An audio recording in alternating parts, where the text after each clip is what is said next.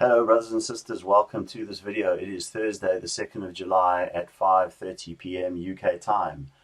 I hope you have had a good week. We're almost at the end of the week, and that you are happy and safe and full of joy in the knowledge of the Lord Jesus Christ. Grace and peace be unto you. So I'm going to go over the headlines with regards to Israel. I know that the 1st of July date has come and gone, but nevertheless, my friends, we are right on the cusp of this taking place. I'm extremely excited. I have been overjoyed in my spirit over the last few days, and I really feel like this is what I've been waiting for. This is what I've been warning about, and this is what I've been focused on in earnest since 2014. So here we are, and I will do some astronomy stuff at the end of the video and look at the July the 5th or the 4th to the 5th of July. Interesting timing that, which I'll go over with regards to the lunar eclipse which is happening, and then some other stuff that I just want to show you about some interesting dates coming up. And let's get started. So, Likud minister, annexation will happen in July after Trump statement. So we know that the 1st of July was when the annexation was set to begin, and the conversations are ongoing. So they are discussing this on a daily basis, and this is what they are busy with. In this article, it says that this declaration was initially scheduled for the end of last week, but was then delayed. So we're waiting for a statement from Trump to give this the green light and the go-ahead. It says Israel will annex portions of the West Bank in July, but only after US President Donald Trump has made a statement on the matter. Regional Cooperation Minister Ophir Akunis from Likud told Army Radio on Wednesday. Sovereignty will certainly happen in July, but it has to be done in partnership with the US, noting that Israel and the US were still ironing out their differences on the contours of the annexation. Okay, they have come up with a map. This is another map that they are detailing. As you can see, it's the same abortion-looking thing. It even looks more like a little baby. Look, there's the buttock, there's the hamstring, there's the eye, if you will, there's the nasal passage, there's like the brain. It's just really, really weird. But what they've done in this map is they have what they're trying to do is negotiate these yellow portions to be given to the so-called future Palestinian state. And then there are more of the green areas which connect the settlements themselves in more of a controlled fashion, as opposed to a balloon on a string. They are more connected, and so they would say that there's more of a safety aspect in this, and it still looks like a dog's breakfast, to be honest. It doesn't matter. It's really just semantics. But they are discussing this, and the alternative maps are being drawn, and the negotiations are busy taking place. But just look at this on the land of Israel. Look at this abomination on God's land. This is an absolute abomination on the land of Israel, a fallacy, a complete fabrication of the truth, and a total and utter lie for a people that do not exist. There's no such thing as a Palestinian person, king, coin, or country. They have no history, and it's all a lie on God's land of Israel, and it is disingenuous for any Bible-believing Christian to support this peace deal of the century, so-called, in any way, shape, or form. Okay, and then this was today. Analysis reports of Kushner's waning influence revives Netanyahu's annexation dream. So they're saying that Jared Kushner's influence with Donald Trump is starting to decrease, and he's going to be following his instincts more. And Jared Kushner has been the one who has been more cautious with regards to annexation. It says here, with President Donald Trump reportedly planning to stick closer to his own instincts ahead of November elections, this may increase the chances of him green-lighting widespread annexation in the West. So this is Donald Trump's deal. This is not Jared Kushner's deal. If you look at the content of the deal, it mentions Donald Trump's name 9 times. It does not mention Jared Kushner's name. It doesn't even mention Netanyahu's name. So this is very much Donald Trump's deal, and they're waiting for him to green-light this deal. And the wind is in the sails of annexation. The IDF Generals have urged Trump to stand behind Netanyahu's sovereignty plan. So this is the military giving the nod to Donald Trump that they are prepared for whatever circumstances may show up with regards to sovereignty and annexation. And they've penned a letter saying, Mr. President, thanks to your friendship and visionary leadership, we stand now at a historic crossroad in the 4,000-year history of the Jewish people. A group of IDF generals has written a letter to US President Donald Trump urging him to support Prime Minister Benjamin Netanyahu's annexation plan to apply sovereignty over parts of the West Bank. So the military is behind it, and this is going forward. This is very much in the pipeline. It is certainly coming, and this is just about to happen, and I'm very, very, very excited. And again, this is from Arutsheva. We trust you to back Netanyahu's sovereignty plan. Israel lobby group led by IDF commanders pens open letter to Trump thanking him for his support of Israel and backing the sovereignty plan. Then the Vatican has summoned Israel and US ambassadors to express concern over sovereignty. In a highly unusual move, Vatican summons both US and Israeli ambassadors to express concern about the sovereignty move by Israel. And we know, obviously, that the Catholic Church is going to play a large part in the deception which is coming in the tribulation. And I have no doubt that they will be supporting the persecution against Israel and the military agenda against Israel in the tribulation. So the Vatican and the Catholic Church will be part of the deception, because they think that, as it mentions here, they talk about a Palestinian state. So I don't really understand how they can be biblically aligned, which obviously we know that they're not. But certainly people who follow the Catholic religion or subscribe to it are not biblically sound, and they have got a big surprise coming. The Vatican, in a highly unusual move, summoned both the US and Israeli ambassadors to express the Holy See's concern about Israel's moves to extend its sovereignty over parts of Judea and Samaria. The Vatican statement said meetings with Cardinal Pietro Parolin, the Vatican Secretary of State, and the US Ambassador Callista Gingrich and Israeli Ambassador Aaron David took place on Tuesday. And the concern of the Holy See regarding possible unilateral actions that may further jeopardize the search for peace between Israelis and Palestinians. So the Vatican is weighing in, the Catholic Church is weighing in on this. It is going to cause a huge upset as far as the so-called Abrahamic religions, the 3 monotheistic Abrahamic religions are concerned. But dividing the land of Israel is the breaking of the everlasting land covenant, and God is going to make some noise. He shall confirm the covenant with the many for 1 week.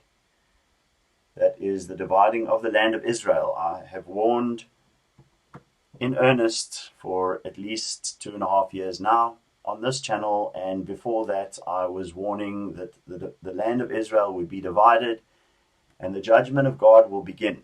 So that is the sign that nobody can deny.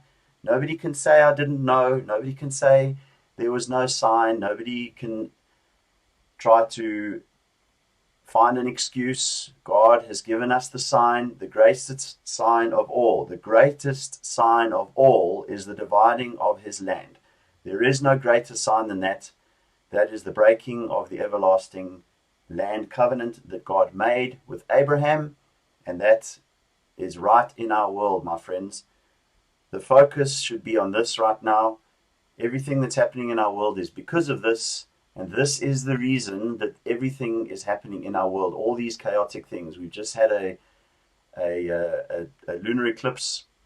We just had a solar eclipse over the Asian nations, and we see that the Hong Kong issues which are rising now because of the Chinese sedition law, and there is big problems coming. They're about to pass bills of sanctions against China for doing this, and there are huge issues coming, and we are right on the doorstep of the tribulation. So people better be ready to leave and to be married to the bridegroom.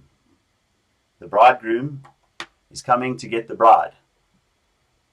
Be assured, be reassured, be doubly assured, be encouraged, because we are about to be wedded with our wonderful Jesus, and this world is about to be wedded with his enemies. So, the Vatican summons Israeli US ambassadors and is weighing in. And of course we know that the Jesuits are pretty much in control of everything as it stands at the moment. Okay, if annexation doesn't happen in July, it won't happen at all, Israeli settler leaders fear. So they're obviously worried about Biden. The polls, which Netanyahu will definitely be paying attention to, are indicating that Biden is in for the win. And I can assure you that Netanyahu won't be having a conspiracy hat on. He will be taking those polls very seriously. So he's concerned about Biden. He's concerned about the Democrats getting in. So this is going to pressure his hand in getting this done as soon as possible. The delays are not going to go on forever, my friends. We've been waiting for this moment since the very day after the great American eclipse in 2017. Jared Kushner headed to the Middle East and began this deal. And here it is. And this is just about to happen right now. So with the July the 1st target date gone, the US election getting closer, settlers seem to come to terms with the notion that despite Netanyahu's promises for the West Bank, ultimately nothing will happen. That's what they are thinking. But Netanyahu is very determined to do this, and we are going to see it very shortly.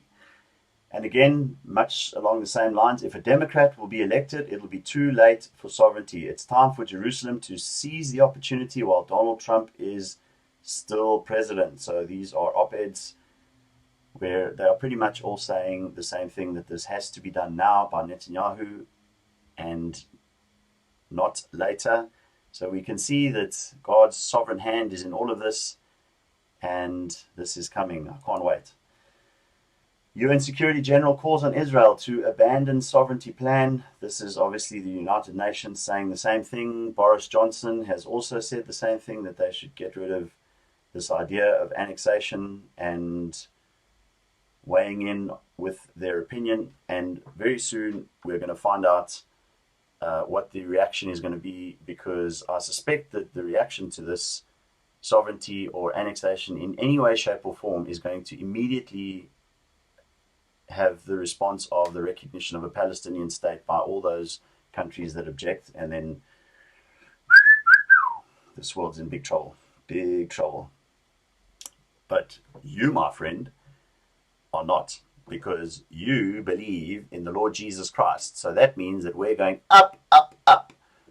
Hallelujah. All right. So top House Republicans back Netanyahu over sovereignty bid. The wind is in the sails of this, my friend. Everybody who's needs to support this is supporting it. And it says a letter signed by 116 of the 198 Republicans in the House of Lawmakers state that Israel has the right to make sovereign decisions independent of outside pressure. So, of course, those who support Israel are going to be backing this. I hope that they are saved and that they will be at the marriage supper of the Lamb, and we will all be up there with them soon, because they believe in the Lord Jesus Christ. And yeah, so we're gonna be in the place that we all desire, and the place that we have all been waiting for, my friends, very, very soon. I can't wait to be there with you. And here, Trump set to make decision on annexation. This was on June the 23rd. They said he was going to make an announcement, but that's been delayed. It says Netanyahu said he wants to apply Israeli law to the full 30% of the West Bank allotted by the Trump plan. And that announcement has not been made. And I'm going to point out a couple of interesting dates with regards to the fourth month, which we are in now, which is the month of Tammuz. And of course, you know, number 4 is the door, is in the Bible is representative of the door, the Dalet.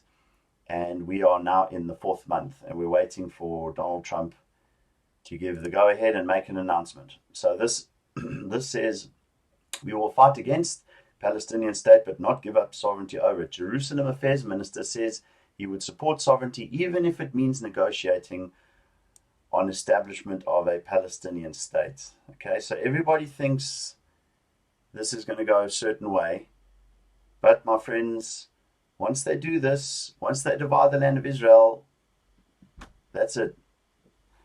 That's it. Jerusalem Affairs and Heritage Minister Rabbi Rafi Peretz means to divide, that's interesting, said on Sunday that he will support the application of sovereignty in Judea and Samaria, even if it requires recognition of a future Palestinian state. Wow. I never thought that I would see the day that Jews would be prepared to recognize a Palestinian state in the future in any way, shape, or form, even if it's under certain conditions which they'll never meet. If I forget Jerusalem, let my right hand forget its skill, right? And this is the dividing of God's land and the dividing of Jerusalem. The peace deal of the century divides Jerusalem and it divides God's land. Not physically divides. The peace deal of the century goes to great lengths to try and obscure this by using certain verbal trickery or semantic gymnastics to say that there won't be a partition as in a physical partition, but from a practical perspective and a state perspective, it divides the land of Jerusalem itself, East Jerusalem and West Jerusalem. So that is definitely the dividing of the land of Israel. Don't let anybody tell you otherwise. They're being disingenuous and they are lying. Okay, Israel working to reach deal with US sovereignty plan. That's going on as we speak at the moment. And IDF is bracing for violent Palestinian response. So the IDF is getting ready for this, although they haven't been given the nitty-gritty and all the details. They are preparing. And of course, the IDF is such an efficient military that they can prepare very, very quickly for this kind of thing. And then, last but not least, elections. They're talking about elections, and I suspect that we may see elections being called at the same time as the sovereignty plan being brought forward. Benjamin Netanyahu is not dependent on Kavol Levan and Benny Gantz in order to push the sovereignty through. That was one of the conditions of the deal, that Netanyahu can go ahead with this alone and he will have a majority. But nevertheless, there are talks of elections coming because there is terrible infighting and they just can't agree with anything. So they have a budget which is coming up, and if that budget is not approved, then it's very likely that Netanyahu will call the election. So this is very much still on the cards. And remember what the Shoshani prophecy said about the two Benjamin setting up their government, and then the tract in the Talmud talks about the government falling 3 times. So this is still on the cards. Sources close to Prime Minister, if elections aren't decided in the near future, they won't happen at all. So what they're saying is, if he doesn't get these elections, if he wants elections, and the polls now show that Benjamin Netanyahu is way ahead, and Gantz is down to something very poor, like 9 seats. So if Netanyahu was to call an election right now, the polls are showing that he would clean up shop and he would have a right-wing majority without an issue, no problem whatsoever. So that is on the cards as well. Keep that in mind, that elections might be getting called. And here you can see as well, Israel heading to elections if annual budget isn't approved, says Finance Minister. The public is in desperate need of reform and financial aid, regardless of politics. Coalition deal sets August 15 for the deadline for passing the biennial budget. So if this budget is not approved, then elections are coming anyway, but the elections might come because of the peace deal of the century and Gantz not agreeing to the annexation, which doesn't matter, but Netanyahu might find that a reason to call elections anyway and blame it on the sovereignty. So we're waiting to see exactly what is coming and exactly how this is going to play out. Okay, I'll also just point out, guys, that here we can see this is the United States COVID-19 confirmed cases. As I mentioned, the second wave, which looks like it's coming to the US, what I suspected has happened, and this is now spiked over 50,000 a day, and that is on the upwards. The lows are getting higher, and that is an indication that the second wave is coming. And bear in mind, there are places in the world, such as Europe, where this is not happening, but the statistics are going downwards and reducing. But it just so happens that the two places that are spiking like this is the United States graph, and this is Israel's graph. So the two places that are coming to divide God's land are where the coronavirus cases are spiking, and uniquely so in the world, because most of the other places in the world the coronavirus cases are reducing, except for in places around South America. But I just find it very, very interesting that this is now coming, and Israel is talking about a completely new lockdown because of this, which brings Zechariah 12:12 into play, which talks about all the families in Jerusalem set apart and their wives apart, the house of David apart and their wives apart, the house of Levi apart and their wives apart.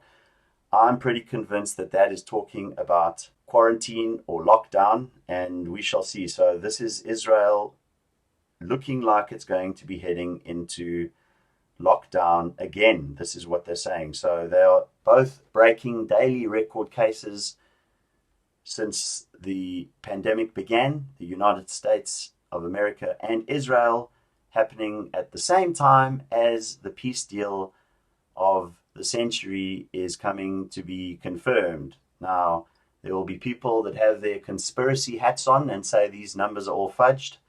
I beg to differ. They come from hundreds of different data points, different hospitals, different states, different regions, different countries.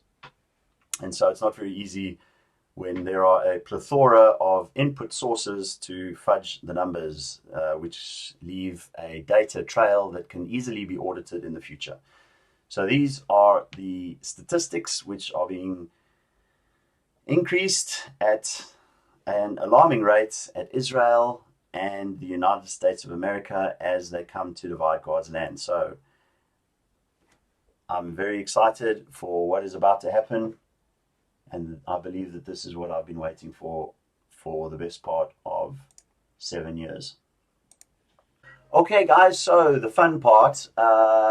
This is the Lunar Eclipse, which is just coming up this weekend. So this is happening in the US from around about 11 p.m. and it's actually occurring over the midnight hour. So this is a very, very interesting lunar eclipse, which is happening on Independence Day. So in Eastern time, on the eastern side of the US, this is occurring, and this will occur over the midnight hour. And here you can see it's taking place in Sagittarius. Sagittarius is the rider on a horse, and unto him was given a bow and a crown, and it is taking place right before Jupiter and Saturn. So the lunar eclipse is happening at a very, very interesting place, and within 24 hours from then, the moon will be right between Jupiter and Saturn. So all eyes on this lunar eclipse, because it could happen on this date, right? So this is a very interesting time that this is happening in the US, from the US's perspective, and it is also happening at a very interesting place in Sagittarius, right where Jupiter and Saturn are. And we shall see. That's July the 4th or July the 5th in Israel. This will be happening in the morning, so Israel won't really see this, but the USA will. Then also, if we go around to the bull, we will see that this Venus has entered into the snout of the bull, and this is the Hyades cluster. This is the other star cluster in the bull, which is paired up with the Pleiades. So this star cluster is a little bit more dispersed, but it makes up the face and the snout of the bull, which obviously turns into its horns. And you'll see that that Venus goes in there as the lunar eclipse happens, and it goes right in between the Hyades cluster. So not only is there a lunar eclipse happening, but Venus is entering into the Hyades cluster over that period of time. So I'm looking at obviously the 4th of July and the lunar eclipse. I'll be waiting and watching for that, although it'll be a late night for me, or an early morning, should I say. And then the other date is the 7th of July. And the 7th of July, because it is 7/7, is the Tuesday, which is coming up. And that is when Venus goes right into the Hyades cluster. And just because it's 7/7, I find that an interesting date. But the other thing about 7/7 is that if you take 40 days from the 28th of May, then you get to 7/7. So 40 days from Pentecost, if you add 40 days to Pentecost, you come to 7/7. Of course, Moses went up the mountain for 40 days, and then he came down, and that's when they were all worshipping the golden calf. And that is when he smashed the tablets. So 40 days from the 28th of May, which is when Pentecost was, 40 days, Moses goes up the mountain, comes down, finds them worshipping the golden calf, and the tablets are smashed. If the agreement comes on that day, or if there's an announcement on that day, then it would happen on the same day as the tablets were smashed, if we count 40 days that Moses smashed the tablets. So if they break the everlasting covenant with this deal. But I just also want to point out that the other date that I'm looking at is the 9th of July. So this is the 7th of July, and the reason why is because obviously Venus is in the snout of the bull there, and then you've still got a full moon, which is in Capricorn on the 7th of July.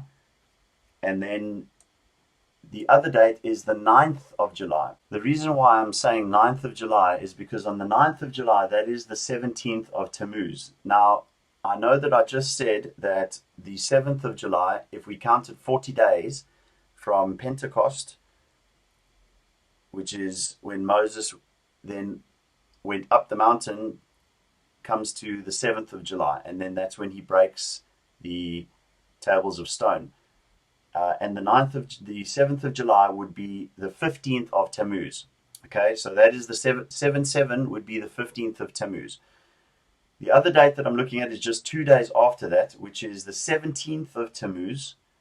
And that's because in the Mishnah, it says that 5 calamitous matters occurred to our fathers on the 17th of Tammuz. So a lot of bad things happened to Israel in the 4th month.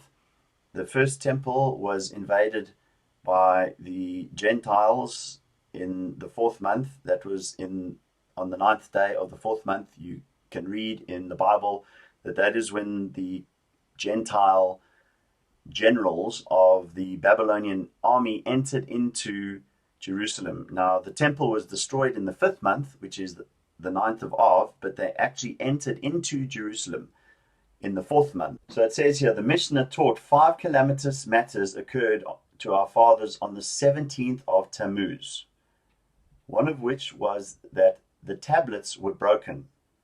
And the Gemara asked, from where do we derive that the tablets were broken on this day, as it is taught in the Bariata, on the 6th of the month of Sivan, that is Pentecost, the 10 commandments were given to the Jewish people. Rabbi Yossi says, it was on the 7th of that month. The Gemara comments, according to the one who said they were given on the 6th of Sivan, they were given on the 6th, and on the 7th, Moses ascended to Mount Sinai. Okay, and then it says, according to the one who said that the 10 commandments were given on the 7th of Sivan, they were given on the 7th, and on the 7th Moses ascended to Mount Sinai, as it is written, he called Moses on the 7th day out of the midst of the cloud. And it is written, and Moses entered into the midst of the cloud, and he went up into the mount, and Moses was on the mount 40 days and 40 nights. The calculation is as follows. There were 24 days remaining in Sivan, so that is obviously from the 6th of Sivan till the 30th, so there were 24 days, plus the first 16 days of Tammuz, which comes to 40 days, so that is the 17th of Tammuz. Now remember that Noah's Ark and the flood began on the 17th day of the 2nd month, or what was the 2nd month, and then it came to rest on the 17th of the 7th month. So I'm looking very carefully at the 17th of Tammuz.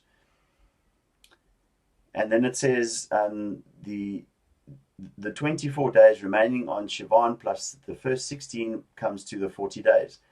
So on the 17th of Tammuz, Moses descended, came, observed the people worshipping the golden calf, and broke the tablets.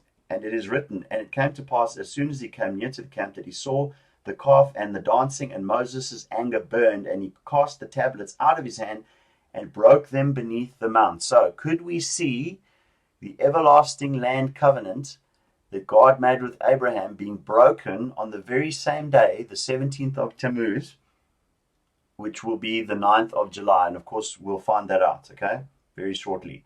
This shows that the tablets were shattered on the 17th of Tammuz. And the Mishnah taught that on the 17th of Tammuz, the daily offering was nullified. So this is also when the sacrifice was stopped. And the Gemara explains it is a tradition that this occurred on that day. So the sacrifice stopped on the same day that Moses broke the tablets. And that's the sacrifice being stopped on in the first temple. Then it says the Mishnah further taught that on the 17th of Tammuz, the city walls of Jerusalem were breached. Now this is talking about the second temple. Was this tragedy something that occurred on the 17th of Tammuz? But isn't it written in the 4th month, on the 9th of the month? So this is talking about the first temple. The famine was severe in the city, and it is written immediately afterward, then a breach was made in the city, which clearly indicates that the city was breached on the 9th. So that's on the 9th day of the 4th month. So all these things are happening in the 4th month. All these extremely calamitous events are happening in the 4th month. Then it goes on to say, Rabbah said, this is not difficult, and here the verse is referring to the first temple, which is the verse which says on the 9th day of the 4th month was referring to the first temple, whereas here in the Mishnah it describes the destruction of the second temple. So on the 17th day of the 4th month, the 17th of Tammuz, that's when the sacrifice was stopped.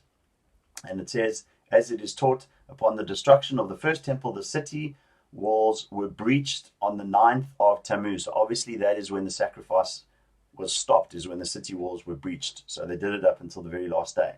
And at the destruction of the second temple, they were breached on the 17th of Tammuz. So there's a distinction there between the first and the second temple.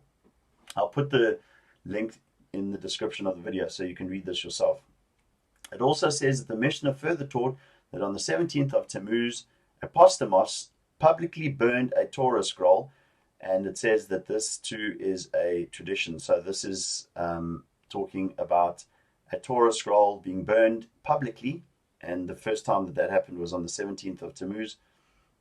And it also says that on the 17th of Tammuz, Manasseh placed an idol in the sanctuary.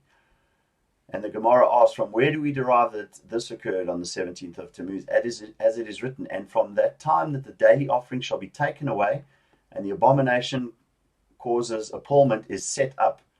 So the abomination of desolation, that's what this is talking about, was Daniel chapter 12 verses 11, which indicates that an idol was placed in the temple on that very day that the daily offering was suspended. So interestingly, all these things occurred on the 17th of Tammuz according to the Mishnah and the Talmud, and this is obviously the Jews who know their own history and what occurred. So the Gemara asks, and was there only one idol placed there? But isn't it written, and upon the wing of detestable things shall be that which causes appalment? That's now talking about Daniel chapter 9:27, right? Which we know is going to be fulfilled in the future because Jesus reset the prophecy. But this is pointing to the 17th of Tammuz when that occurred. It says, it goes on to say, he's talking about the plural detestable things indicates at least two idols. And there were initially two idols, but one fell upon the other and broke it. So, okay, I'll put the link in the description of the video, but I just wanted to point out to you that according to Jewish tradition, Moses broke the tablets on the 17th of Tammuz, and the walls were breached in the second temple on the 17th of Tammuz, and that's when the sacrifice came to a stop, when Titus Vespasian obviously entered into Jerusalem. And they're saying also that that's when Manasseh even caused an idol to be set up. So I think it's very interesting. All these things happened in the fourth month, and the book of Ezekiel also talks about the fast of the fourth month and the fifth month and the seventh month. And if you have a look there, that is talking about when the Babylonian army entered into Jerusalem on the first occasion. So the fourth month is full of calamitous events which occurred for Israel. And here we see this deal coming in the fourth month. I'm looking at the 7th of July, which is the 15th of Tammuz. Of course, I'm looking, first of all, at the 4th and the 5th of July at the eclipse. Hopefully we'll be out of there then. But if not that, then the 7th of July, which is Tuesday. And if not the 7th of July, then the 9th of July, which is the 17th of Tammuz. I'm watching this deal very, very closely. I don't know if we will see the deal being confirmed and put in the Knesset. I don't know how much longer we're going to be here. All I do know is that we're out of here soon. We're out of here very, very soon, guys. They're dividing God's land, and the Daniel 9:27 covenant is here. And very, very shortly, that will become evident to everybody. Nobody will doubt that anymore. I love you very much, and I'll see you in the sky.